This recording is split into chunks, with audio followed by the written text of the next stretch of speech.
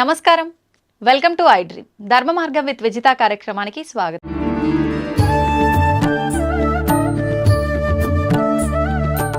స్వామిజీ, ఇప్పుడు ఆహారం అన్నారు కదా, సాత్విక ఆహారం అని చెప్పి, అంటే మాంసాహారం తినే వాళ్ళు కూడా ఉంటారు. ఈ మధ్య కాలంలో అసలు మాంసాహారం తినాలని ఎక్కడ రాసి పెట్టలేదు. మాంసాహారం తినడం తప్పు, అది నిషేధం అని చెప్పి చెప్తున్నారు. మరి నిజంగా మాంసాహారం తినడం తప్పు అయితే మనకు కొన్ని ప్రాంతాల్లో దేవతలకే బలిచ్చి దాన్ని నైవేద్యంగా నివేదన చేసి తినే ఒక సాంప్రదాయం కూడా కొన్ని ప్రదేశాల్లో ఉంది. మరి మాంసాహారం నిషేధం అని ఎలా చెప్తారు? కరెక్ట్, మీరు అన్నది. దేవతలు బలి అడుగుతారు, ఆ బలి వాళ్ళకి ఇవ్వాల్సిందే. బలి ఇచ్చినారు, మళ్ళీ ఇచ్చిన దాన్ని ఇంటికి తెచ్చుకొని తింటున్న దేవుడు. అలా తెచ్చుకో, నీ జిహ్వ చాపల్యానికి దాన్ని దేవుని పేరు చెప్పి బలి ఇచ్చి నువ్వే తింటున్నావు. దేవత తింటుగా. కానీ దేవత కోడిని అడిగింది, మేకను అడిగింది, దున్నపోతును అడిగింది. ఓకే, ఏ మేక, ఏ కోడి, ఏ దున్నపోతు అనేది మనకు అర్థం కాక అవి ఇస్తాను. మనలో ఒక కోడి ఉంది, మనలో ఒక మేక ఉంది, మనలో ఒక దున్నపోతుంది. ఏంటి స్వామి, వాటిని బలి ఇయ్యరా అంటుంది. అవేంటి? కోడి ఏమంటుందమ్మా? కుక్కు అంటుంది. కోరిక కోరిక కోరిక అని మనం అంటున్నాం. అవసరమైనటివి, అవసరం లేనటివి, దిక్కుమాలిన కోరికలు కోరుకుంటాండామే. నీ అతి కోరికలోనే ఆ కోడిని నాకు బలి ఇచ్చేరా. ఎంత నువ్వు కోరికలు తగ్గించుకుంటే నువ్వు అంత హ్యాపీగా ఉంటావు. కోరికలు ఉండాల్సిందే. అతి కోరికలు, దురాశ కోరికలు, ఆశ దురాశ అంటాం కదా, అత్యాశ, అవి ఉండకూడదు. ఆశ ఉండాల, కోరికలు ఉండాల. నేను బాగుండాలా, సమాజం బాగుండాలా, అందరూ బాగుండాలా. ఇది ఎట్లుంది, నేనే బాగుండాలా అనేది ఎట్లుంది. అటువంటి కోడిని నాకు బలి. ఇంకా మేక అదేమంటుంది చెప్పండి? శబ్దం చేసి చూపించాలా స్వామిజీ? మే మే మే అంటుంది. మై మై మై, నాది నాది నాది. అమ్మో, ఇంత అర్థం ఉంది. నాది కాదురా, మనది మనది అనడం నేర్చుకో. నీలో ఉన్న ఆ నాది అని అరిచే ఆ మేకను నాకు బలి. ఇంకా మీ తెలుగులో అంటారు, దున్నపోతు మీద వాన కురిసినట్లు. అవును అవును. ఎవడు ఎట్లా పోతే పర్వాలే, ఎవడు మంచి చెప్పినా వినేది లేదు, నా దారి నాది. అవును, అదే బఫెలో అంటారు కదా దున్నపోతుని ఇంగ్లీష్లో. ఇప్పుడు మనం అందరం బఫెలోలమే. అంతే అంటారా? ఎందుకంటే బఫేలోకి పోయి డిన్నర్ చేస్తాం కదా. కరెక్టే కదమ్మా. ఆడ ప్లేట్ ఎత్తుకొని పిచ్చకాడలాగా కూర వేయి, పప్పు వేయి, సాంబారు వేయి అని అడుక్కుంటా తినేది, నిలబడి నడుచుకుంటా తినేది. దున్నపోతులే కదా ఆ పని చేసేది. మనం ఏం చేస్తాం? శుభ్రంగా ఒక పీట కూర్చుని ఇంకో పీట ఎత్తుగా వేసి, భోజనానికి ఎత్తు పీట వేసి, మనం చాప మీద కూర్చొని దాన్ని 3 సార్లు సంప్రోక్షణ చేసి దేవునికి అర్పించి ప్రసాదంగా తింటాం. అది తినే పద్ధతి. అన్నం తినేటప్పుడన్నా ప్రశాంతంగా కూర్చోకుండా వాటితో మాటలు, ఈయనతో మాటలు, ఆడొక చెంచా ఈడొక చెంచా, ఏం తిండేది? మాకు టైం లేదు కదా. ఒకసారి అడిగాడు ఒక ఆయన, ఏం నాయనా ఇంత లేటుగా వచ్చినావు? బఫేకి పోయి వస్తున్నావు. అవును, నువ్వు బఫేల్లో పోయి వచ్చినావు, బఫేల్లో అయ్యి వచ్చినావు. ఏం స్వామి అన్నాడు. మళ్ళీ బఫేలో చేసే పని నువ్వు చేస్తాడు. అది పోతా పోతా గట్టి కనపడిందంటే తింటా పోతానే ఉంటావు. సో ఆ లక్షణాలు కావు నీలో ఉన్న ఆ అలసత్వము, అవికారత్వము. అటువంటి దున్నపోతు నీలో ఉంది. నువ్వు దున్నపోతు కాదు, మనిషివి. నీలో ఉన్న ఆ దున్నపోతుని మాకు బలి దేవతలు కొడతారు. వాళ్ళు కోరుకున్న అసలు బలి అది. మనం జిహ్వ చాపల్యానికి నోరై మసాలా పక్కింట్లో ఎవడో వండాడు, మనం వండాలి. ఇంకా కొంతమంది వాడి కోడికూర తినాలని ఉంది, ఇంట్లో తినకూడదు అని అన్నారంటే వాడికి ఆ రోజు పూనకం వచ్చేస్తుంది. అమ్మోరు నన్ను అడిగారు 2 కోళ్ళు ఇయ్యి అని. ఇంకా చచ్చినట్లు అమ్మోరు అడిగారు, కోళ్ళు ఇస్తారు. ఇచ్చినాడంటే వీడి ఇంటికి తెచ్చుకొని దాన్ని జుట్టు పీకి, కోడి పీకి, అది చచ్చేటప్పుడు అది ఎంత బాధపడుతూ వస్తుందో ఆ బాధే మనకి ఇప్పుడు శాపాల. ఈ దిక్కుమన్న కొత్త కొత్త రోగాలు, ఈ ప్రకంపనాలు, ఈ ప్రకృతి ప్రకోపాలు వచ్చేదానికి కారణం ఆ జంతు ఘోష. మరి ఇప్పుడు సాత్విక ఆహారం అంటే మొక్కలకు కూడా ప్రాణం ఉంటుంది కదా గురూజీ, అది కట్ చేసిన తర్వాత దాన్ని కూడా చంపినట్టు అవదా? మేక కాలు ఇంచేసి కోసుకొని తిన్నాం, మేకకు మళ్ళీ కాలు వస్తుందా? రాదు. మీరు చెట్టు నరికేయండి, చిగురు వస్తుంది మళ్ళీ. దేవుడు మనకి ఇచ్చాడు ఇది. ఇప్పుడు మాంసాహారం తినే జంతువులను మనం ఏం పేరు పెట్టి పిలుస్తాం? క్రూర జంతువులు అంటున్నాం. అవును.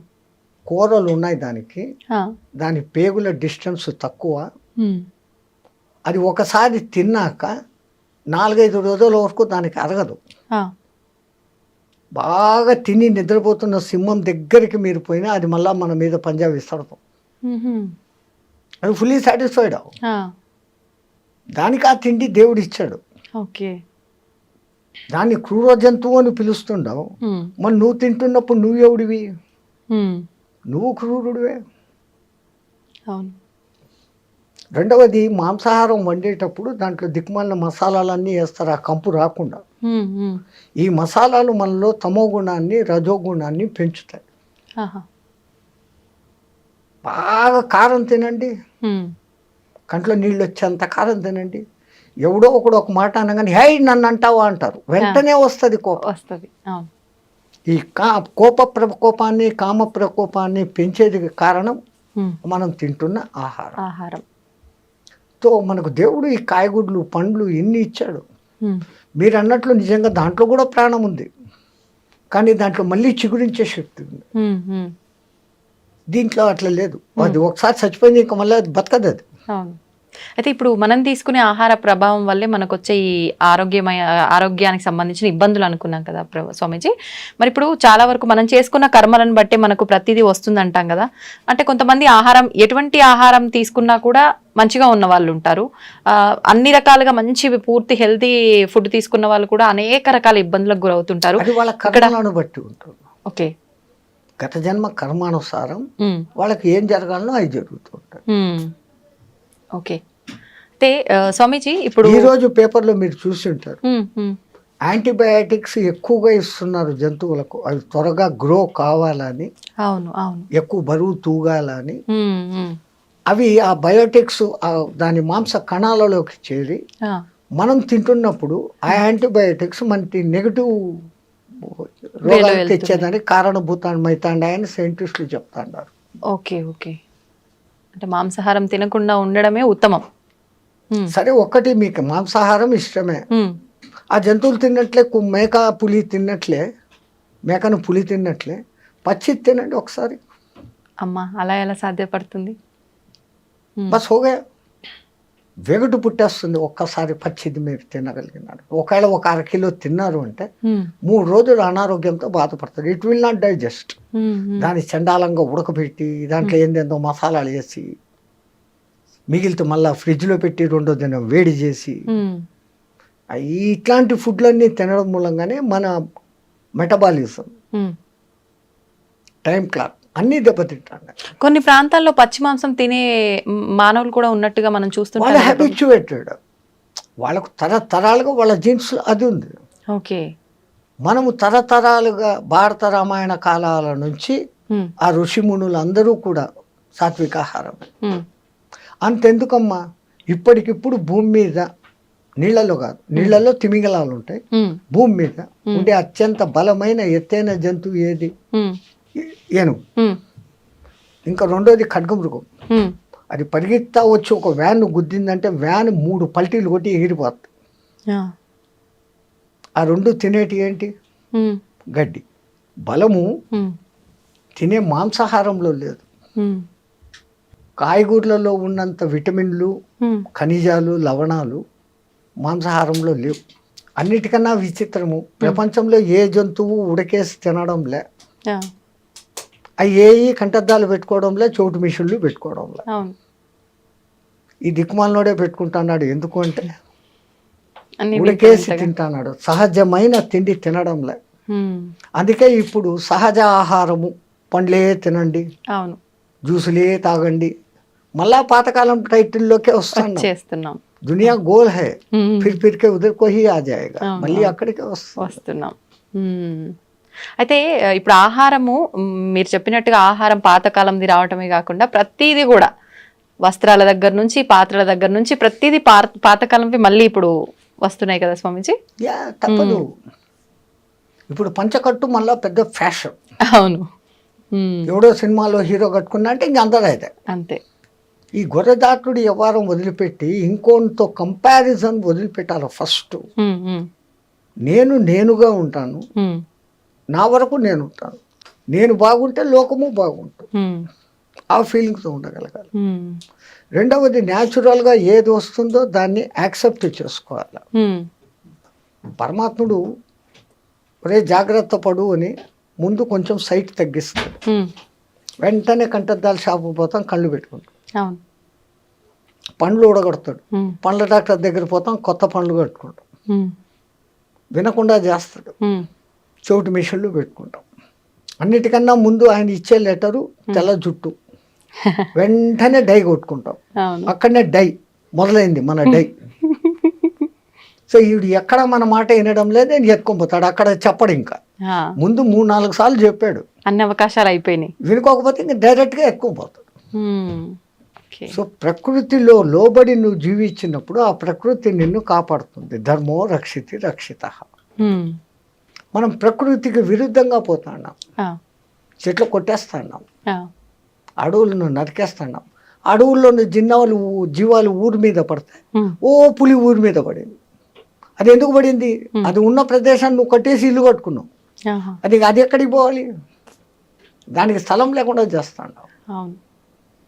దాని మానాన దాన్ని వదిలిపెట్టి నువ్వు అడవిలో కాకుండా నీకు ఉన్న కొద్ది స్థలంలో నువ్వు కట్టుకుంటే లే, ఒక్కడు ఉండేదానికి 6 బెడ్రూమ్లు ఇల్లు కట్టుకుంటాడు, అవసరమా? మరి ఇవన్నీ ప్రకృతికి విరుద్ధంగా జరుగుతున్నప్పుడు భగవంతుడు అంటే ఆపే ప్రయత్నం చేయాలి కదా. ఒక్కొక్కసారి ఆ భూకంపము అనేది భూమాత క్షమయా ధరిత్రి, భరిస్తుంది భరిస్తుంది భరిస్తుంది. అమ్మ కూడా అమ్మ అమ్మ అని 10 సార్లు పీకుతాడు, ఒకసారి పీకుతుంది కదా. అవును, తల్లి అయినా కానీ దండిస్తుంది. అట్లాగనే ఆ భూమాత భరించి భరించి భరించి ఈ జీవహింస, ఈ తవ్వకాలు, ఈ దమనకాండ అంతా చూసి చూసి చూసి ఏ రోజో ఒకరోజు కొంచెం అట్ట కదిలిద్దిస్తాడు, 2 సెకండ్లు కదిలితే చాలు, అంతా అతలాకుతలం, జై శ్రీరామ్ హో జాతా. ఈ మధ్య కాలంలో ఇలాంటివి భూకంపాలు, జలప్రలయాలు చాలా వరకు వచ్చిన సందర్భాలు ఉన్నాయి కదా స్వామీజీ. అంటే ఇవన్నీ పాపాలు ఎక్కువైపోవడం వల్లే అని అనుకోవచ్చా? ఇప్పుడు ఇంతకుముందు ఇంత వాహనాలు లేవు, అవును, వాతావరణం కాలుష్యమైంది, అవును, ఓజోన్ పొర దెబ్బతినేంత లెవెల్కు పోయింది. కార్బన్ డైఆక్సైడ్, కార్బన్ మోనాక్సైడ్, ఈ 2 పెరిగిపోయినాయి. అవును, పోనీ వాటిని గ్రహించుకొని ఆక్సిజన్ ఇచ్చే చెట్లను ఏం చేస్తున్నారు? నరికేస్తున్నారు. ఏమైపోతుంది మళ్ళీ?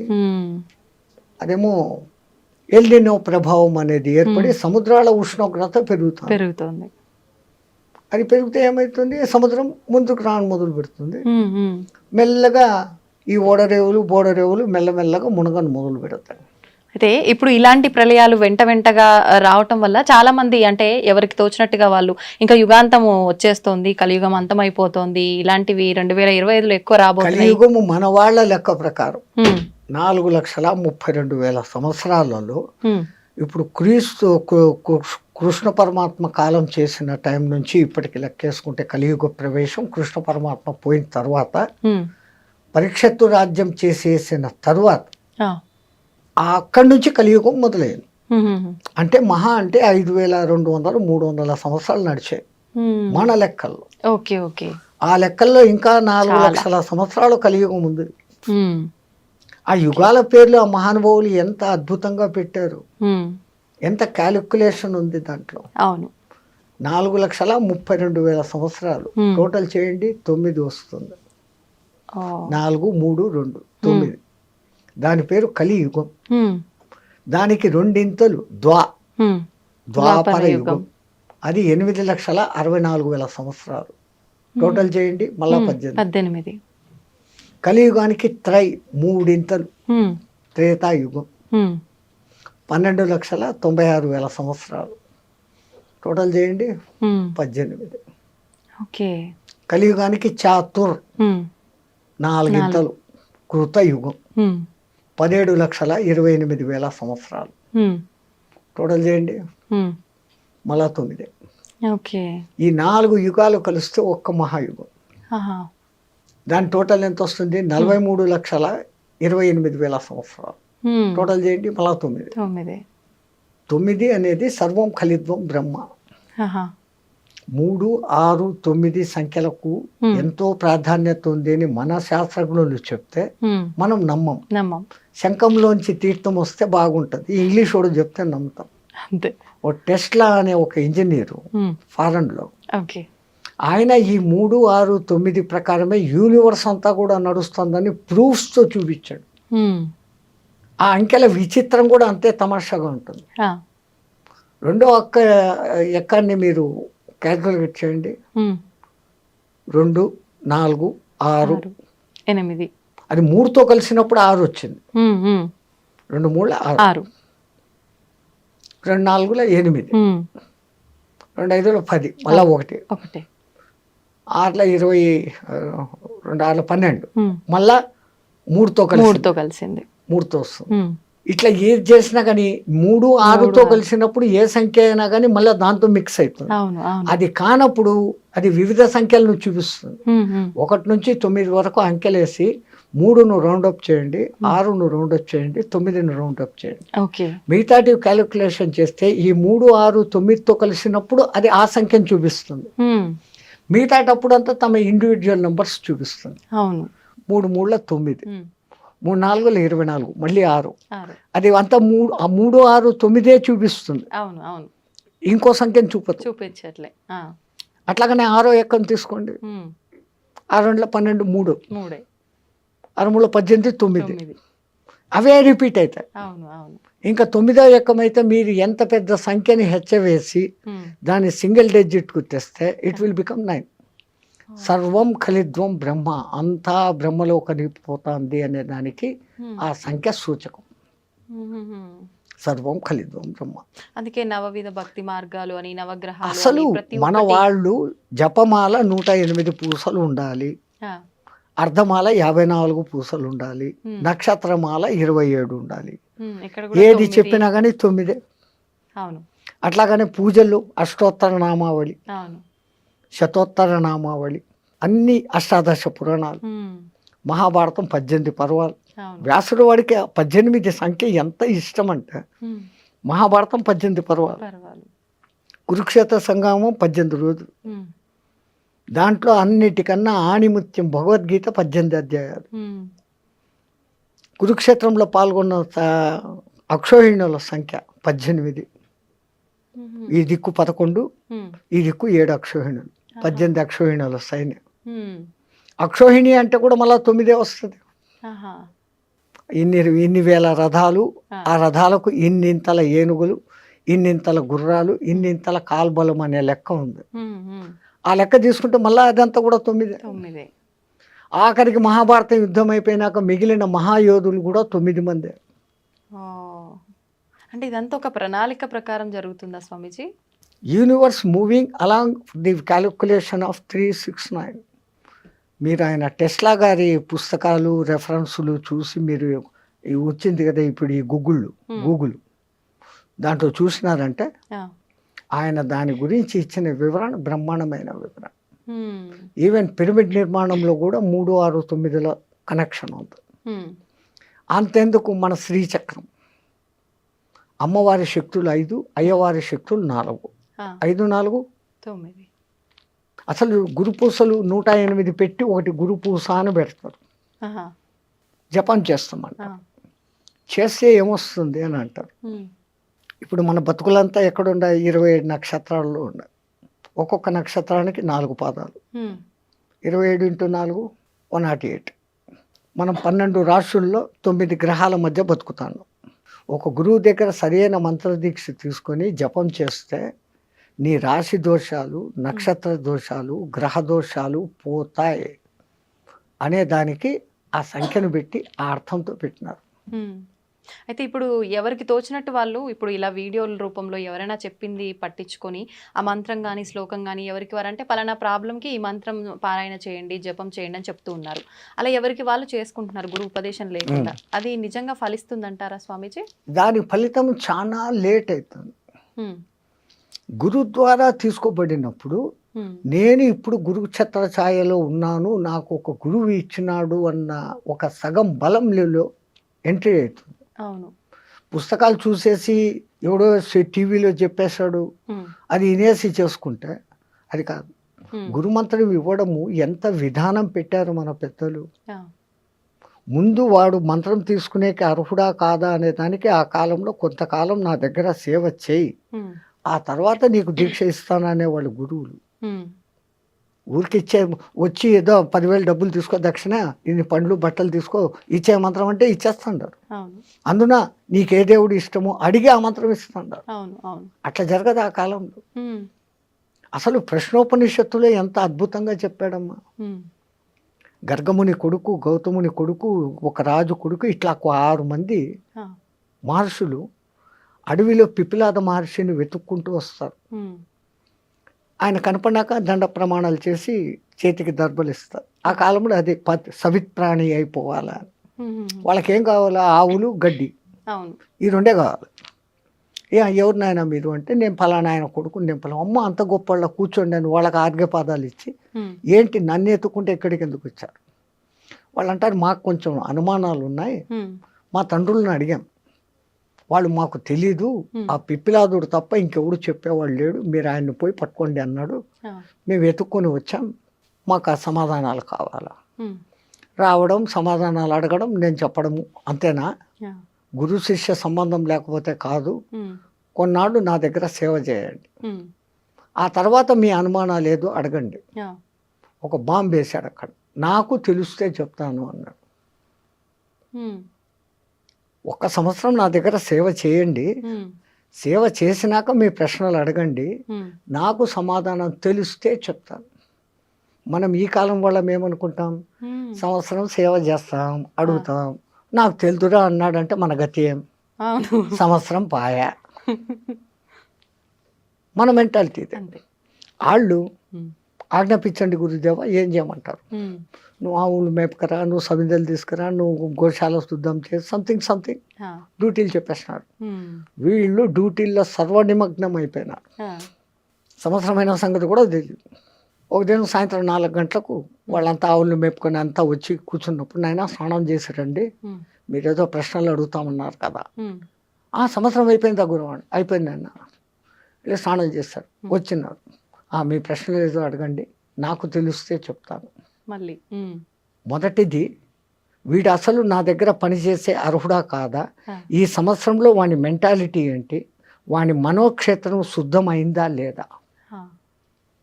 మనస్సు అనే పొలం, క్షేత్రం శుద్ధం చేయిందా, వీడు అర్హుడు అని ఆయనకు అనిపిస్తాడు. అప్పుడు అంటాడు. కానీ రెండోసారి నాకు తెలిస్తే చెప్తాను అని చెప్పడం, నాకే తెలుసు అన్న గర్వం ఎవరికి ఉండకూడదు.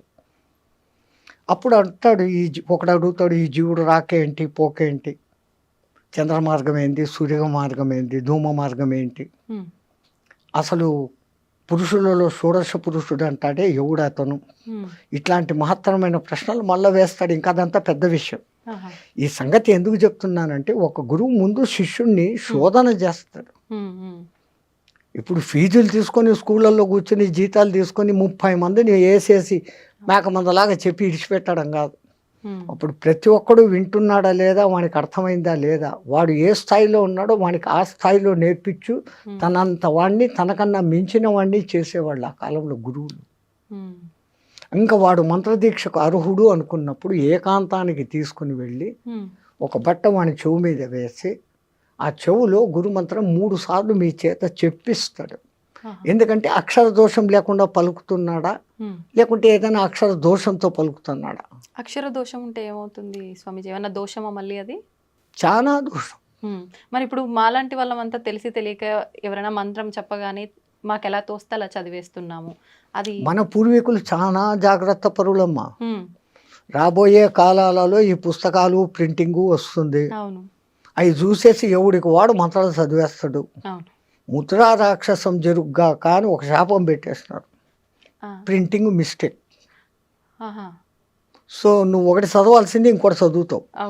నువ్వు 1000 సార్లు 1,00,000 సార్లు చదివినా అది నీకు సిద్ధించదు. ఒక్కొక్కసారి ఉల్టా కూడా చూపించేస్తుంది ప్రభావం. ఒక ఉదాహరణ, ఇంద్రుని సభలో త్వష్ట ప్రజాపతి కొడుకు ఒకడు ఉండేవాడు. వాడి పేరు త్రిశూరుడు. పేరుకు తగినట్లు వానికి 3 తలకాయలు. ఒక తలకాయతో వేదం చదివేవాడు, ఒక తలకాయతో సురా తాగేవాడు, అదే అమృతం తాగేవాడు. హ్మ్.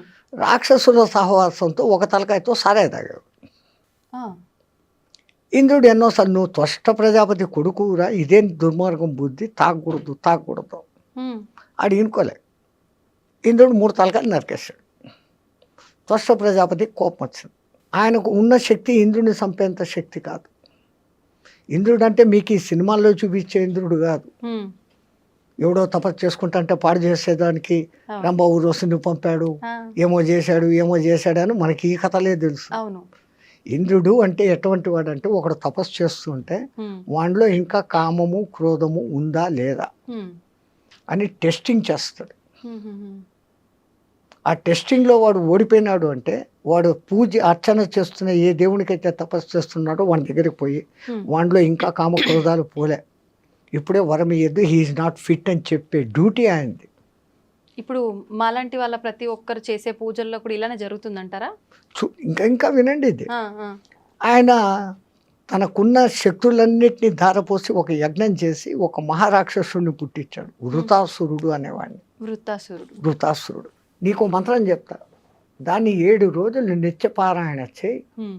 నీకు ఇంద్రుని చంపే శక్తి వస్తుంది అని. ఆ మంత్రం ఏందో చెప్పు అంటాడు. హ్మ్. ఇంద్రశత్రు వివత్వ స్వహ అంటాడు ఆయన. అర్థమేంటి? శత్రువు అయిన ఆ ఇంద్రుడు నా చేత చచ్చిపోగాక అని దాని అర్థం. ఆహా! కానీ ఆ రాక్షసుడు చదివేటప్పుడు ఇంద్రాశత్రు వివద్వ స్వహ అన్నాడు, దీర్ఘం తీశాడు అంతే. హ్మ్. ఇంద్రశత్రు వివద్వ స్వహ, ఇంద్రాశత్రు వివద్వ స్వహ. ఈ రెండో పదానికి అర్థం ఏమైంది? హ్మ్. ఇంద్రుని శత్రువు అయిన నేను నాశనమైపోదును కాక. అయ్యా! అట్లాగనే వృతాసురుడు ఇంద్రుని చేతిలో చచ్చిపోయాడు. స్వామీజీ, ఇప్పుడు ఈ తరం వాళ్ళలో చాలా వరకు ఆధ్యాత్మిక భావన కానీ దైవ చింతన కానీ చాలా వరకు తగ్గుముఖం పడుతుందనే చెప్పాలి. ఒకవేళ ఎవరైనా పూజలు చేసినా భక్తిని ప్రదర్శించినా కూడా అది ఒక ఆడంబరం లాగా మనం ఎంత స్తోమతగా చేశాము అనే దానిపైన శ్రద్ధ ఉంటుంది తప్ప ఎంత భక్తితో చేశాము అనే దానిపైన శ్రద్ధ ఉండట్లేదు. నిజంగా అసలు ఎలా ఉండాలి ఈ ఆధ్యాత్మిక భావన అనేది? ఈ తరం వాళ్ళు ఆధ్యాత్మిక భావనలోకి మార్గంలోకి రావాలంటే మన నిత్యం చేసే విధి విధానాలన్నీ ఏ రకంగా ఉంటే బాగుంటుంది? ఈ మైకులు, ఈ కరెంటు లేనప్పుడు ఉన్న భక్తి వేరే, హ్మ్. ఈ మైకులు వచ్చినాక వేరే. మైకులు వచ్చిన కొత్తలో కూడా గణపతి నవరాత్రులు 9 రోజులు ఆ గణపతి పాటలు తప్ప రెండోది ఉండేది కాదు. అవును. ఇప్పుడు దిక్కుమాలిన ఇంగ్లీష్ పాటలు, సినిమా పాటలు అన్నీ పెట్టి పారేస్తున్నాం. జాగరణం అని చేసే శివరాత్రి, జన్మకో శివరాత్రి అని చెప్పే శివరాత్రి, హ్మ్. ఆ రాత్రి అంతా సినిమాలు చూస్తూ గడుపుతా ఉన్నారు. అవును. పెద్దవాళ్ళు పెట్టిన ఇంటెన్షన్ వేరే. హ్మ్. జన్మకో శివరాత్రి అని ఎందుకన్నారు? ఈ శివరాత్రి అయిన మరుసదినమే నువ్వు ఉంటావో లేదో గ్యారంటీ లేదు. హ్మ్. మళ్ళా ఇంకో శివరాత్రి చూస్తామనే దానికి ఛాన్స్ లేదు. ఆ! అందుకని ప్రతి శివరాత్రిని ఈ జన్మకో శివరాత్రి అన్నట్టు చేసుకో. హ్మ్. ఉదయం నుంచి ఆహారం తినకుండా ఉండి రాత్రంతా దైవనామ స్మరణతో గడుపుతూ మేలుకొని ఆ! మరుసదినం 12 గంటలకు ఉద్వాసన. అట్లాగనే మన వాళ్ళు ఏకాదశి ఉపవాసాలు పెట్టించారు. హ్మ్. అది వాళ్ళు ఎంత దూరపు ఆలోచన అంటే సంపూర్ణమైన సైన్స్ ఉంది. ఇప్పుడు ఒక జపాన్ శాస్త్రవేత్త 36 అవర్స్ ఫాస్టింగ్ అనే ఒక విధానాన్ని కనిపెట్టి నోబెల్ ప్రైజ్ తెచ్చుకున్నాడు. హ్మ్. ఏకాదశి ఉపవాసం అదే కదా, ద్వాదశి ఉద్వాసన అంటాం. ఏమైతుంది? 36 అవర్స్. అంతే. 36 అవర్స్ మీరు ఎప్పుడైతే ఫాస్టింగ్లో ఉంటారో మీ మెటబాలిజం తనను తాను రెక్టిఫై చేసుకుంటూ మీలో రెసిస్టెన్స్ కెపాసిటీని పెంచే గుణాలు దానికి వచ్చేస్తాయి ఆటోమేటిక్గా. ఓకే. ఈ విషయం మన వాళ్ళు కనిపెట్టే పండుగలకు నువ్వు మధ్య మధ్యలో ఈ ఉపవాసాలు ఉండు అన్నారు. హ్మ్. ఇంకో అర్థం కూడా ఉంది. ఆవాసం అంటే వాని పక్కనే కూర్చోవడం అనే అర్థాన్ని తీసుకొని హ్మ్. వీళ్ళు టిఫిన్లు కాఫీలు అన్నీ లాగిచ్చేస్తూ అవును. దీనికి ఎప్పటికీ రెస్ట్ ఇవ్వకుండా పోతే వీడి శరీరం తొందరగా శిథిలమవుతుంది. అంత దూరదృష్టితో మన వాళ్ళు హ్మ్. అసలు పండుగలు అని పెట్టడంలోనే ఎంత అర్థము. మీ తెలుగు మాటలు మహా గొప్పవి తల్లి. హ్మ్. పండుగ చేసుకో, నిన్ను నువ్వు పండుగ చేసుకో. ఆహా! చెట్టులో ముందు మొగ్గ తొడుగుతుంది, మొగ్గ ఉండొచ్చు రాలిపోవచ్చు. అవును. మొగ్గ పువ్వు కాదు, పువ్వులోనే రాలిపోవచ్చు. అవును. పువ్వు పిందెగా మారుతుంది, పిందెగా రాలిపోవచ్చు. కరెక్ట్. కాయ అవుతుంది. కాయ రాలిపోవచ్చు. పండుగ అయ్యేదానికి ఎంత శ్రమ ఉందో నీ జీవితాన్ని నువ్వు పండుగ మార్చుకో. ఆ అర్థంతో పెద్దవాళ్ళు పండుగ అని పెట్టారు. మనం పండుగ చేసుకుంటే ఇంకా పొద్దు హాలిడే, లేని పిండి వంటలంతా పొద్దు నుంచి సాయంత్రం దాకా తినడమే, సినిమాలకు పోవడమే. ఇది ఎట్లయిపోయింది. ఎక్కడ జరుగుతుంది పొరపాటు అంటే, పెద్దవాళ్ళు మన సాంప్రదాయం ఇది, ఇలాగే ఉండాలని వాళ్ళు కూడా చెప్పక, ఏందో ఆ పథకాలు చింతాడు మేము అనుభవించాము, మా వాళ్ళు జాలిగా అన్నా ఉండని, అరే పండగకు నీ ఇష్టం వచ్చినట్లు ఉండరా అనేసి పెద్దవాళ్లే ఫ్రీనెస్ ఇస్తాడు.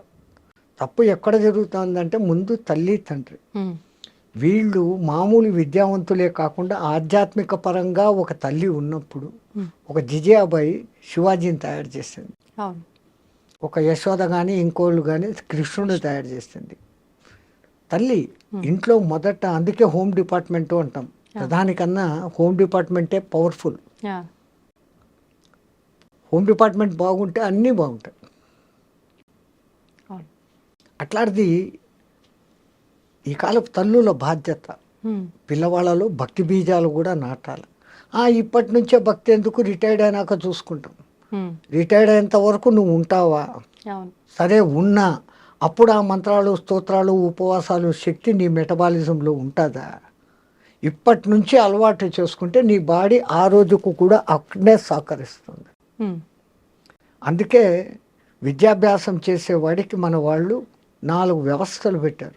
బ్రహ్మచర్యం, విద్యాభ్యాస కాలం అంతా కూడా మంచి విద్య నేర్చుకో, ఆ తర్వాత గృహస్థాశ్రమంలోకి ప్రవేశించు, ఆ తర్వాత కొడుకులో పెండిళ్ళు అయిపోయినాక భార్యను అనుమతి తీసుకొని నువ్వు వస్తావా ఉంటావా, అక్కడ మన ఇద్దరం స్నేహితులు అన్నట్లు వానప్రస్థం. ఆ చిట్ట చివరిది సన్యాసం, సర్వసంగ పరిత్యాగం. అంత 4 వ్యవస్థలు మన వాళ్ళు పెట్టారు. ఈ భక్తి తగ్గిపోవడానికి కారణము మనమే. చెప్పిన శాస్త్రం ప్రకారం చేసి తీరాలా అని ఒక గట్టిగా చెప్పేవాడు లేకపోయి, do as you like, do as you like అనే వ్యవహారానికి దిగబడి కాంప్రమైజేషన్లోకి రాబట్టి ఇట్లా జరుగుతుంది. గణపతిని, మట్టి గణపతినే తయారు చేయాలి. అది మళ్ళీ నిమజ్జనం చేస్తే నీలో నుంచి వచ్చింది తేరా తుజుకో అర్పణ అన్న భావన. అట్లానే శివార్చనలు చేస్తే బంకమన్నుతో నది పక్కనే శివార్చన లింగం చేసి నీళ్లు పోస్తూ ఉంటే అది మళ్ళీ కరిగిపోయి మళ్ళీ నదిలో కలిసిపోతుంది. నీది నీకే అర్పణం అన్న భావన. ఇంతింత అర్థాలతో మన వాళ్ళు పెట్టినారు. ఇప్పుడు యాక్రిలిక్ లింగాలన్నీ సెటప్ చేసి దానికి లింగాభిషేకాలు, పూజలు, దీపారాధన. ఆ బర్త్డే పొద్దు 50 బర్త్డే అంటే 50 దీపాలు వెలిగించి 50ని ఊది పారేసి కేక్ కట్ చేసుకొని తింటాడు. మనది దీపాలు ఆర్పే సంస్కృతి కాదు, దీపాలు ముట్టించే సంస్కృతి. పూర్వీకులు ఏం చేసేవాళ్ళు, ఒకవేళ రాజవంశాల్లో వాళ్ళు వీళ్ళు బర్త్డేలు చేసుకోవాలంటే వాడు ఎన్నో బర్త్డే అయితే అన్ని గుళ్ళల్లో అన్ని దీపాలు వెలిగించి రావాలి. దీపం జ్యోతిపర బ్రహ్మ, దివ్యన సాధ్యతే సర్వస్వం, దీపం సర్వతమోవహ అని దానికి చెప్తూ ఆ దీపం వెలిగించాలి. ఒకప్పుడు సూర్యభగవానుడు మునిగిపోతా అయ్యో నేను పోతా ఉండనే, రాత్రి చీకటి అయిపోతే ఈ జనాలంతా ఏమవుతారు అనుకుంటే ఒక చిన్న దీపం చెప్పిందంట, డోంట్ వరీ డోంట్ బాదర్, నేనున్నా, నువ్వు బోట్ రెస్ట్ తీసుకో, రేపు పొద్దున రానిందంట. ఇంత చిరు దీపం చాలు కదా ఈ గది అంతని వెలిగించేదానికి. ఆ దీపం వెలిగించుకునే దాంట్లో ఎంత అర్థం మన వాళ్ళు పెట్టారు మీకు చెప్పే ఉంటాను, మళ్ళీ చెప్తాను. ఒక దేశంలో ఒక కొంచెము మంచి జ్ఞాని అయినా కానీ అప్పుడప్పుడు తిక్క ప్రశ్నలు వేసే రాజు ఒకడు ఉండేవాడంట. ఈ జనాలకందరికీ సభలో ఉండే వాళ్ళకు భయం, వీడు ఏ పొద్దు ఏ తిక్క ప్రశ్న వేస్తాడో, సమాధానం చెప్పకపోతే జైలు, కొరడా దెబ్బలు, రాజు ఏమనేకి లేదు. అట్లా బిక్కుమంటా అన్న ఒక దినము ఈయనకి తిక్క ప్రశ్నలు వేసే మూడు వచ్చింది. సభలో అందరూ జాగ్రత్తగా వినండి, నాకు 3 అనుమానాలు వచ్చాయి, దాన్ని తీర్చాల. వీళ్ళ గుండెల్లో రాయబడింది. వీడు ఏం అడగబోతాం, 3, ఒకటి కాదు, ఒకటి అడిగితేనే చెప్పలేము. అడగండి మహారాజా అన్నారు, ఇంకేం చేయలేక. దేవుడు ఎక్కడ ఉన్నాడు, దేవుడు ఎటువైపు చూస్తూ ఉంటాడు. నేను ఈ ప్రశ్న అడిగి మీరు సమాధానం చెప్పేటప్పుడు దేవుడు ఏమి చేస్తూ ఉంటాడు? ఈ మూడింటికి సమాధానాలు చెప్పండి. ఎవడు చెప్తాడు? పోయింది మన బతుకులు అయిపోయినాయి అనుకున్నాడు. అప్పుడు రాజు ఇట్లా ఏళ్ళు తిప్పి తన ఆస్థాన పండితుకు ఏళ్ళు చూపించాడు. నువ్వు చెప్పు అన్నాడు. వాడు ఇంకా పండితుడుగా తెలివైనోడు. రాజా ఏమన్నా సామాన్య ప్రశ్నలా అడగంగానే చెప్పేసేదానికి 2 రోజులు టైం అయింది, ఈ లోపల కూడా మర్చిపోతాడులే అనుకున్నాడు ఈయన. 2 రోజులు కాకపోతే 3 రోజులు టైం తీసుకో, 3వ రోజు నువ్వు చెప్పాల్సిందే. ఈయన అప్పుడు సభ అయిపోయింది, ఇంటికి వెళ్ళాడు, దిగులుగా కూర్చున్నాడు. ఆయనకు రోజు పాలు పోస్తే గొల్ల పిల్లవాడు ఒకడు, 12 ఏళ్ల పిల్లవాడు అని వచ్చాడు. పాలు తీసుకున్నాడు. మహారాజా ఎప్పుడు దేదీప్యమానంగా మీ ముఖం వెలిగిపోతుంది, ఈ టైంకి మీరు 20 మందికి సత్సంగం చెప్పేవాళ్ళు, నేను పాలు పోసేసి బయట కూర్చొని వినేవాడిని, ఇప్పుడు ఎందుకు మీ ముఖం డల్గా ఉందని. ఏందో నా సమస్యలు లేరా పో అన్నాడు. అయ్యయ్యో నాతో చెప్పచ్చు కదా. అరే మా రాజు ఉన్నాడా తిక్కలోడు, ఇట్లా 3 ప్రశ్నలు అడిగాడు, ఏం చెప్పి సవాలా? ఏంటి ఆ ప్రశ్నలు? నీకెందుకు రా, ఇన్ని రోజులు మీ సత్సంగం వింటాను స్వామి, ఏమో చెప్పండి అన్న. ఈ ప్రశ్నలు అడిగినట్రా, దేవుడు ఎక్కడ ఉంటాడు, ఏ దిక్కు చూస్తూ ఉంటాడు, ఆయన ప్రశ్న అడిగి నేను సమాధానం చెప్పేటప్పుడు ఏం చేస్తుంటాడు, ఈ 3 చెప్పాలంటారా? ఆ పిల్లోడు ఉంటుకొని ఓ సింతేనా, దీనికి మీ వరక, రేపు పొద్దున్న సభకు నన్ను తీసుకెళ్ళండి నేను చెప్తాను అన్నాడు. ఒరే నాకైతే జైల్లో వేస్తాడరా, నీకైతే కొరడా దెబ్బలు కొడతాడు, లేకుంటే తలకాయ తీసేస్తాడు, అది ఏం చెప్తారో నువ్వు అన్నాడు. ఈడ చెప్పను, ఆడనే చెప్తా, వానికే చెప్తా, బుద్ధి చెప్తాను. నేను మీ శిష్యుణ్ణి, మీ సత్సంగాలు విని విని ఇంత బలం వచ్చింది నాకు, నేను చెప్తాను. నీ కర్మ ఏం చేస్తావు చేసుకొని మడసదను సభకు తీసుకుపోయినాడు. ఏమయ్యా 3 రోజుల టైం అడిగి ఇప్పుడే వచ్చినావు, ఈడెవడు గొల్లపిల్లోడు, ఓ చిన్న గొచ్చి పంచ, ఒక తుండుగుడ్డ వచ్చి ఎట్లా కర్ర, ఈడెవడు. రాజా అంత మాత్రం చిన్న ప్రశ్నలు మా అంతటి గురువుని అడుగుతావా, నేను చెప్తా దానికి సమాధానాలు అంట పిల్లోడు. రే చెప్పకపోతే ఏందో తెలుసా, ఈ తర్వాత సంగతి అడుగు అన్న. ఈయన 3 ప్రశ్నలు అదంతా దేవుని వ్యవహారం ప్రశ్నలు. మరి దేవుని ప్రశ్నలు అడిగేటప్పుడు ఇంత ఒక దీపం వెలిగాలా, ఇంత ప్రసాదం పెట్టాలా, పాలన్నా పెట్టాలి కదయ్యా అన్నాడు. అట్లనా ఉండండి అంటే తప్పెట్టు పెట్టాడు. రే ఒక మంచి నెయ్యి దీపం పట్టుకురండి, ఓ గిన్నెడు దోసెడు పాలు తీసుకురండి, 2 ఆడబెట్టాడు. రే వచ్చిందిరా నైవేద్యము దీపం 2 వచ్చినాయి. ఇప్పుడు మళ్ళీ అడుగు ఏందో నీ ప్రశ్న. దేవుడు ఎక్కడ ఉంటాడు అన్న. నీ ప్రశ్నకు సమాధానం చెప్తా కానీ నేను ఒక ప్రశ్న అడుగుతాను, దానికి సమాధానం చెప్పాను. నేను ప్రశ్న అడుగుతాను, నువ్వు ప్రశ్న అడుగుతావు ఏమరా, చెప్పు, నువ్వు పండితునివి కదా చెప్పు అన్నాడు. ఏందో అడుగు, ఈ పాలలో నెయ్యి ఎక్కడుంది అన్నాడు. అంటే నువ్వు గుళ్ళోనివి నీకు తెలియదా, దాన్ని ముందు పెరుగు చేయాలా, ఆ పెరుగుని చిలకాల, వెన్న వస్తుంది, వెన్నను కరిగేయాల, నెయ్యి వస్తుంది. అంటే ఈ పాలలో నెయ్యి ఉంది కదా, ఉంది అన్న. ఏడుంది అన్నాడు. పాలంతా ఉందిరా అన్నాడు. అట్లే దేవుడు నెయ్యిలాగా పాలలాగా ఈ ప్రపంచం అంతా ఉన్నాడు. దేవుడు ఎక్కడ ఉన్నాడు అనే దానికి సమాధానం దొరికింది. రాజుగారి బుర్ర పనిచేసింది. ఓ అమ్మో ఇడు ఎవడో తక్కువడు కాదు. ఇంకా 2వ దొరుకుతున్నావు, దీనికి ఏం చెప్తాడు, దేవుడు ఏ దిక్కు చూస్తున్నాడు రా. రాజా ఇప్పుడు వెలిగించినామే ఈ దీపం, దీని కాంతి ఏ దిక్కు పోతుందో చెప్పు అన్నాడు. దీపపు కాంతి అన్ని దిక్కులా పోతుంది అన్నాడు. దేవుడు చూడని దిక్కు లేదు, అన్ని దిక్కులా చూస్తున్నాడు. ఇంకా ఈయనకి టెన్షన్ వచ్చేస్తుంది. అని ఇది ఎట్లా చెప్తాడు ఇప్పుడు, నేను ప్రశ్న అడిగేటప్పుడు నువ్వు ఏం చెప్తావో, నువ్వు సమాధానం చెప్పేటప్పుడు ఆయన ఏం చేస్తుంటాడో చెప్పాలా. మరి 3వ ప్రశ్న తెలుసు కదరా మళ్ళా చెప్పమంటావా అని. అదే నాకు ఒక అనుమానం, నువ్వు ఇంత గొప్ప పండితునివి, ఎక్కడైనా అడిగేవాడు కింద చెప్పేవాడు పైన ఉండాలి కదా, నీకు ఆ జ్ఞానం లేదా అన్నాడు. అట్లనా అనేసి పీట వేసుకొని ఈయన కింద కూర్చొని రా సింహాసనం ఎక్కువ పైన కూర్చొని చెప్పు అన్నాడు. ఈడో సింహాసనం మీద గొల్లోడు కూర్చున్నాడు. ఇప్పుడు చెప్పు ఏందో ఆ ప్రశ్న అన్నాడు. మళ్ళా అడుగుతావు ఏందిరా, నేను ఈ ప్రశ్న అడుగుతున్నప్పుడు నువ్వు సమాధానం చెప్పేటప్పుడు దేవుడు ఏం చేస్తున్నాడు, ఇదే చేస్తుంటాడు, గొల్లోని సింహాసనం ఎక్కించినాడు, రాజుని నేల మీద కూర్చోబెట్టినాడు. అసలు దాంట్లో మర్మం ఏమంటే, చంచలమైన ఈ మనస్సులోకి గురుమంత్రం అనే పెరుగు వేసినప్పుడు అది చంచలత్వం పోయి స్థిరమవుతుంది. ఓకే. ఆ స్థిరమైన స్థితిలో నీ తపన అనే కవ్వం వేసి చిలికినప్పుడు అది వెన్నగా మారుతుంది. ఈ తపన తపస్సుగా మారినప్పుడు ఆ వెన్న కరిగి నెయ్యి అవుతుంది. ఈ నెయ్యి కరిగి ఇంకోటి అయ్యేది ఛాన్స్ లేదు. బూడిద నెయ్యి రెండు ఒకటే. బూడిదను మీరు ఎన్నిసార్లు కాల్చినా అది ఇంకో రూపు ధరించదు. నెయ్యిని ఇంకా ఎన్నిసార్లు కాల్చినా అది ఇంకో రూపు ధరించదు. చిట్ట చివరికి నెయ్యిగా మారిపోవడం, ఒక స్థిరత్వాన్ని పొందడం. పాలలో స్థిరత్వం లేదు, అది పెరుగు అవుతుంది. పెరుగు పెరుగులో నుంచి వెన్న వస్తుంది. వెన్న కరిగి నెయ్యి అయినాక ఇంకేమీ లేదు. అది దాని అర్థం. అట్లాగానే దీపం ఏ దిక్కు చూస్తుంది అన్నాను. అసలు ముందు దీపం ఏంటి?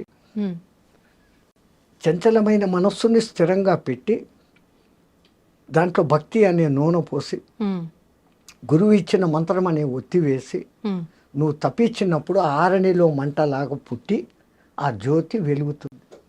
అది మనలో పుట్టే జ్ఞానజ్యోతి. అందుకని మన పూర్వీకులు నీలో జ్ఞానజ్యోతి వెలగాలంటే ముందు భక్తి ఉండాలి. ఆ భక్తిని ఈ విధంగా నవవిధ భక్తులు ఉన్నాయి, ఇదేనైనా స్వీకరించు. ఈ నవవిధాలు కాకుంటే ఇంకా ఫైనల్ భక్తి ఇంకోటి ఉంది, వైరభక్తి. అంటే శత్రుత్వపు భక్తి. భగవంతుడి పైన కోపంతో వచ్చేదా స్వామీజీ? శత్రుత్వం. అసలు మనం దేవుణ్ణి 10 సార్లు తలుచుకుంటే శత్రువు 20 సార్లు తలుచుకుంటాడు. అవును. మీరు ఎవరికైనా 10 మంచి పనులు చేశారు, ఆ 10 మందిలో ఎవడో ఒక్కడు మిమ్మల్ని తలుచుకుంటాడు.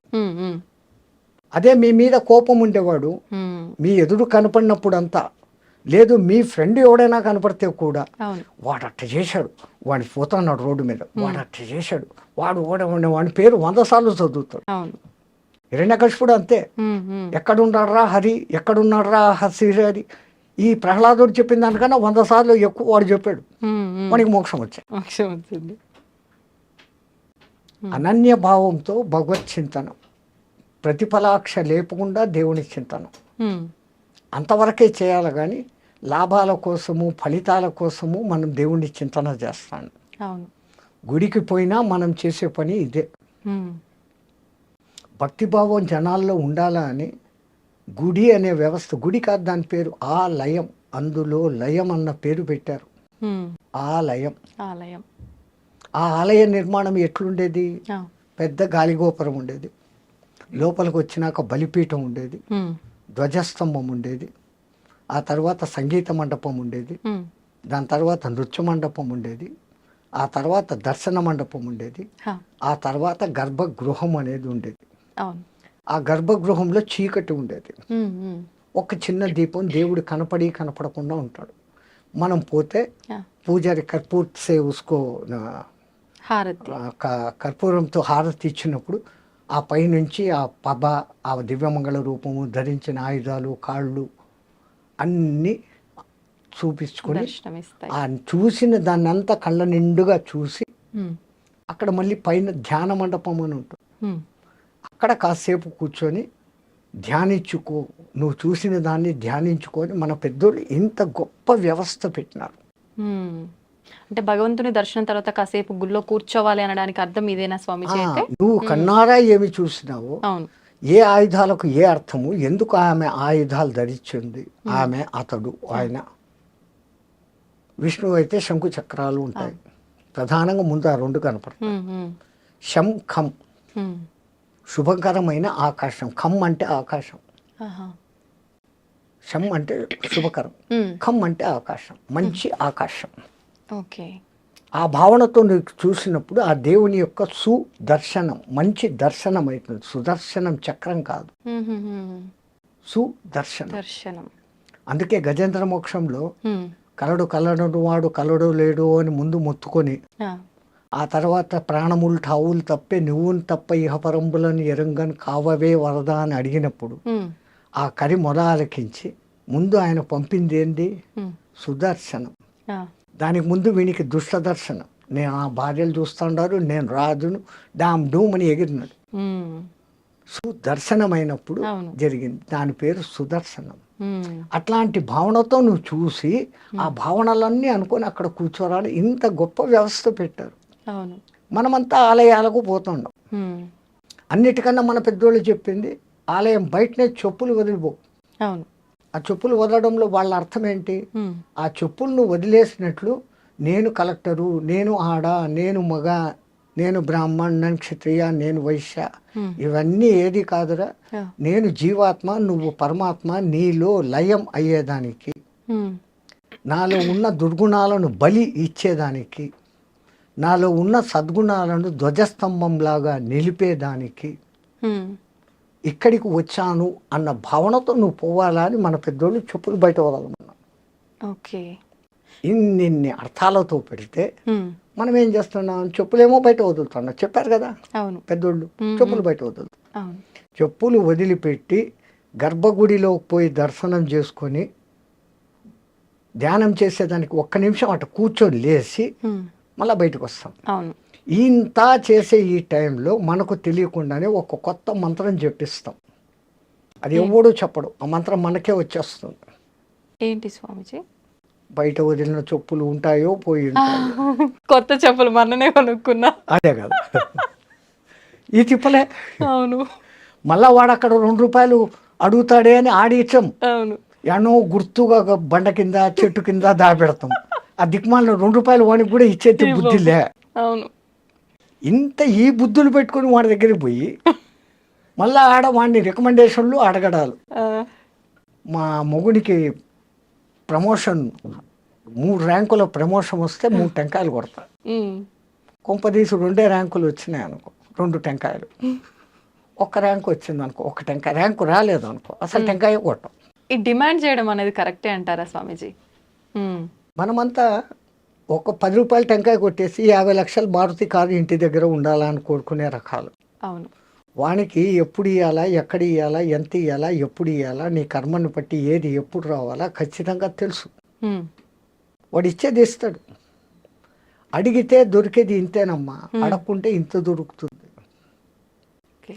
ఎవరో ఒక గురువు గారు ఉమ్, ఒక ఊరికి వెళ్తూ పర్సు పోగొట్టేసుకున్నారు. ఆ, ఈ ఊర్లో ఎవరిని అడగాల? ఉమ్, ఆయన గొప్ప గురువు, పేరు ప్రతిష్టలు ఉన్నాయి, మానం ఉంది, అభిమానం ఉంది. ఉమ్, ఎవడైనా నా ఒక్క శిష్యుడు కనపడితే ఉమ్, వాడిని అడగవచ్చు, అర్హుడు కదా అనుకొని చూస్తా పోతున్నాడు. ఉమ్, ఆయనకు దూరంలో నిజంగానే ఆయన శిష్యుడు ఒకడు కనపడ్డాడు. ఉమ్, అయ్యో మా గురువుగారు వస్తాండారు, ఆయనకి ఏదైనా దక్షిణ ఇస్తే బాగుంటుంది అని ఆయన దగ్గర ఉన్న పెద్ద నోట్ల కట్టల్లో నుంచి 10 ₹100 తీసి పక్కన పెట్టి పై జోబులో పెట్టుకున్నాడు రెడీగా. ఆహా, ఆయన ఎదురు వస్తున్నాడు, ఈయన వస్తున్నాడు. గురుగారు నమస్కారం. నాయన చిరంజీవ, అరే నాయన ఒక చిన్న సమస్య వచ్చిందిరా, ఉమ్, నేను పక్క ఊరికి పోతే మా ఊరు ₹100 టికెట్కు డబ్బులు కావాలరా. ఉమ్, వీడు అడిగినాడు కాబట్టి ఆ, వాడు 1000 ఇవ్వదలుచుకున్నాడు. ఉమ్, ఆ 1000లో నుంచి 100 తీసిస్తాడు. అరే, ఉమ్, వీడు అడగకున్నానంటే అవి ఇచ్చేవాడు. భగవాన్ కభీ వహీ హోతా హై, దేవునికి కూడా అదే ఉంటుంది. కానీ పెద్దలు ఒక సామెత చెప్తారు కదా స్వామీజీ, అడగంది అమ్మాయిన అన్నం పెట్టదు కదా అది మరి అమ్మే అని. ఉమ్, ఆకలిరిగి టయానికి అన్నం పెట్టేది నిజమైన అమ్మ. ఏ అమ్మ అయినా కానీ అంతే. పిల్లోడు ఆడుకుంటుంటాడు, వాడు తినే టైం అయిందని చెప్పి రా రా అని లాక్కొని వచ్చి కుక్కేస్తుంది. ఉమ్, అది తల్లి ప్రేమ, అన్కండిషనల్ లవ్. ఉమ్, ఉమ్, ప్రపంచంలో అన్ని లవ్లు బూటకం, అన్నిటి వెనకాల స్వార్థం ఉంది. ఉమ్, తల్లి ప్రేమ ఒక్క దాంట్లోనే నిస్వార్థత ఉంది. అవును. పెంపుడు జంతువుల ప్రేమలో కూడా నిస్వార్థత ఉంది. ఉమ్, అవి చూపించేంత అఫెక్షన్ మన సొంత బిడ్డలు చూపరు. అవును. ఒక కుక్కను మీరు పెంచుతారు, 4 రోజులు ఊరు వదిలిపెట్టిపోయి రండి, ఉమ్, ఎట్లా మిందపడి చుట్టూ తిరిగి ఎంత దాది ప్రేమ చూపిస్తుందో. నిజం స్వామీజీ.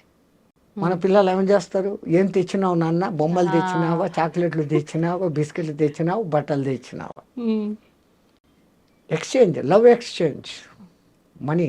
ఉమ్, బట్ అన్కండిషనల్.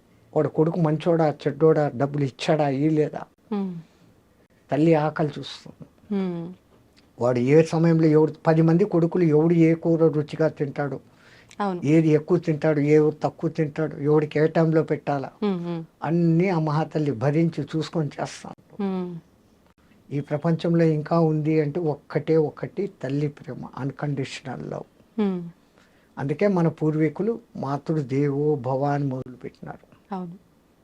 ఆ తల్లి 9 మాసాలు మూసి కంటది, ఆ తర్వాత తన రక్తాన్ని పాలుగా పాసి వానికి వేస్తుంది, వాని మలమూత్రాలు అసహించుకోకుండా ఎత్తుతుంది, వాడిని బాగా జోలలో వేసి నిద్ర పుచ్చి అప్పుడే తింటామని కూర్చొని మొదటి ముద్ద నోట్లో పెట్టుకోగానే ఈ పులియారుగాడు అమ్మ ప్రేమ అన్నం చూస్తుందా బిడ్డను చూస్తుందా అని వాడిని గిచ్చుతాడంట భగవంతుడు. పులియారు మా అంటే గణపతి. వాడు కొయ్య అనగానే ఈమె చేయి వదిలేసి కడుక్కొని లేసిపోతుంది పరిగెత్తే. వాడు అప్పుడే గలీజ్ చేసి ఉంటాడు, తీసి కడిగి శుద్ధం చేసి మళ్ళీ వచ్చి కూర్చొని అప్పుడు తింటున్నాడు. వాడు అనను మొదలు పెట్టంగానే అమ్మ అను, మా అమ్మ అను మొదట అక్షరాలు నేర్పే మొదటి గురువు తల్లి. వానికి అన్నీ కొంచెం తెలిసి వచ్చినాకదో ఈడు మీ నాయన అని చూపిస్తే వాడు నాయన. తల్లి ఎవరిని చూపిస్తే వాడు నాయన, ఇంకోటి కాదు. అట్లాగని వీడి మేమామ లోకంలో బంధుత్వాలు పరిచయం చేసి ఆ లౌకిక విద్య గురువు దగ్గరికి అప్పగిస్తుంది. వాడి అదృష్టం బాగుంటే ఆధ్యాత్మ గురువు తగులితే వాడు పైకి వస్తాడు. మళ్ళీ ఈ తల్లి పెంపకంలో ఎక్కడ లోపం జరిగినా వాడు ఆధ్యాత్మికంలోకి పోలేడు. వాడిని ఆ వయసులో నుంచే ఆధ్యాత్మికం బోధించేది తల్లి, వానికి ఆ టైంలో నుంచే భక్తి బోధించేది తల్లి. లీలావతి కడుపులో వాడు ప్రహ్లాదుడు ఉన్నప్పుడు నారదుడు పక్కకు తీసుకెళ్ళి ఆ భక్తి కథలన్నీ వినిపిస్తే ఆడు విన్నాడు, అంత భక్తుడైనాడు. కడుపులో ఉండడానికి వినిపిస్తే వస్తుందా అని ఎగతాళి చేసిన వాళ్ళు ఇప్పుడు బిడ్డలు మ్యూజిక్ వింటున్నారు, దానికి ఆనందిస్తున్నారా అని ఎక్స్పెరిమెంట్లు చేసి కనిపెట్టినారు. వేద పఠనం వినిపించి తర్వాత పుట్టిన బిడ్డకు, నానాకు ఇంగ్లీష్ రికార్డులు పెట్టి డ్యాన్సులు పెట్టిన బిడ్డకు, ఆ తర్వాత ఎదుగుదలలో వచ్చిన మార్పులు 18-20 ఏండ్ల శోధన, 70 మందిని ఈ బ్యాచ్ 70 మందిని ఆ బ్యాచ్ను పెట్టి వాళ్ళ ప్రవర్తన వీళ్ళ ప్రవర్తన, అందరికీ ఒకే రకమైన ఆహారము ఒకే రకమైన బెడ్డు ఇచ్చినప్పటికీ ఈ సుమధుర సంగీతాలు వేద పఠనాలు శబ్దాలు విన్న వాళ్ళ ప్రవర్తనల్లో మార్పు, సాత్వికత, వాళ్ళలో ఉన్న క్రూయాలిటీ లెక్క తేలింది. సో మొట్టమొదట మన తల్లులు మారాలి. My son is studying in English medium, he doesn't know Telugu అనే దిక్కుమాలిన లోకానికి వచ్చాం. ఆ ఇంగ్లీష్ ఏం చెప్తుంది? ఏ ఫార్ యాపిల్ తిండి తిను, బి ఫార్ బ్యాటు కొట్టుకో తలకాయ బోలు కొట్టుకో ఆడుకో, తర్వాత పిల్లులు కుక్కలు, C for cat, D for dog, E for elephant మదము, ఎఫ్ ఫార్ ఫాక్స్ చెడ్డబుద్ధుడు. ఇయా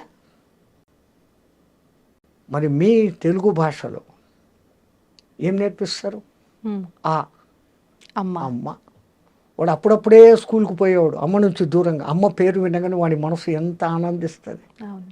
ఆ తర్వాత ఆవు, ఈ ఇల్లు,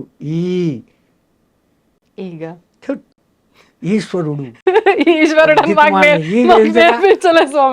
అదే వచ్చింది పుస్తకాల్లో మార్పు. అంటే విద్యా వ్యవస్థ కరెక్ట్ లేదంటారా? ఈశ్వరుడు లేదు, విద్యా వ్యవస్థ ధ్వంసం. వాళ్ళకు నేర్పించాల్సింది గణపతి మంత్రము ఇట్లాంటివి. కాకపోతే ఇది లౌకికము అనే దిక్కుమాల ప్రజాప్రభుత్వం ఏర్పడి ఆ ఇతర మతాలు వాళ్ళ భాషల్లో పడి మేము అది చదవం, మేము ఇది చేయం. వందే మాత్రం పాడేదానికే పెద్ద యుద్ధం చేస్తుంటారు. జనగణమన పాడమంటే అది మేము పాడమంటూ ఉంటారు. ఇక్కడ ఇది మత వ్యవస్థ కాదు, నీకు సరైన విద్య. జనగణమన మన దేశంలో ఉన్న అన్ని రాష్ట్రాల పేర్లు కలిసి వచ్చేటట్లుగా పెట్టి అటువంటి భారతమాత బిడ్డను నేను అని చెప్పుకునేదానికి ఉంది అది జనగణమన. అసలు మనకు జాతీయ గీతం వందే మాత్రం కావాల్సిందే, జనగణమన వేసి వచ్చింది. అక్కడనే దిక్మాల రాజకీయాలు భ్రష్టమైందంతా అక్కడి నుంచే. దానికి ముందు ఇంగ్లీష్ వాడు ఉన్నప్పుడు ఇంతో అంతో బాగానే ఉండేవాడు, గురుకులాలను ధ్వంసమేం చేయలే. ఇంగ్లీష్ ముందు జాస్తి తీసుకురావాలి, వాని అవసరం. నీకు ఉద్యోగం రావాలంటే ఇంగ్లీష్ నేర్చుకో అని చెప్తున్నాడు వాడు. ఈ ఉద్యోగాల కోసం మన దగ్గర చచ్చినట్టు ఇంగ్లీష్ నేర్చుకున్నాడు. వేదం చదవద్దు అని వాడకమని చేయలేదు. వాడు బండి కింద నీళ్లు, అదేమంటారు, చాప కింద నీరు, చాప కింద నీళ్లు లాగా ఏం అనకుండానే ధ్వంసం చేసేసినాడు. డబ్బు ఆశ చూపించి మనం దానికి పడిపోయినాం. కానీ అంటే ఆలోచిస్తే ఒక రకంగా ఇప్పుడు శాస్త్రాలు, వేదాలు, పురాణాలు తెలుసుకుంటే మనకు ఒక మంచి జ్ఞానం వస్తుంది. కానీ ఇప్పుడున్న పరిస్థితుల్లో ఉద్యోగము, మన అవసరాలకు నేను చెప్తున్నాను, పొట్టకూటికి ఇంగ్లీష్ నేర్చుకోండి, మీ భాషను మర్చిపోకండి. అసలు అవమానకరమైన విషయం ఏంటమ్మా, ఎవడైనా ఇంకో దేశస్థుడు వచ్చి నీ దేశ భాష ఏదే నన్ను అడిగితే నేను సిగ్గుతో తల వంచుకోవాలి.